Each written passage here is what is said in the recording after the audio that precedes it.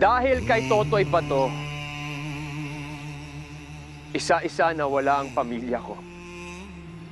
Hanggat ako na lang ang natira. Ako na lang.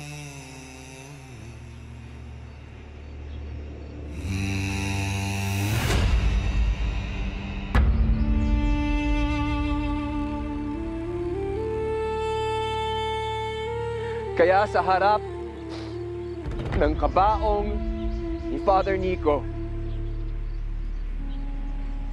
isa lang ang pangako ko. Hindi ako susuko para sa inyo. Para sa buong paraiso.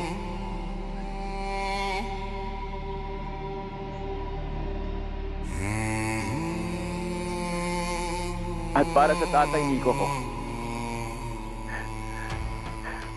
Pagbabayarin natin ang mga kriminal.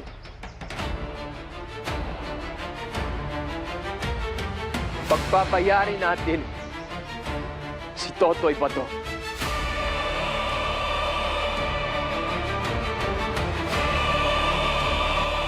Sa pagkawala ni Chong Father, kasinungalingan pa rin ang sinasabi mo, Dwayne. Sinasayang mo ang pagsasakripisyo niya sa kanyang buhay. Chong Father, sa pagkawala mo, pinapangako ko, tutuparin ko ang hiling mo. Matatapos ang gulo sa pagitan namin ni Dwayne.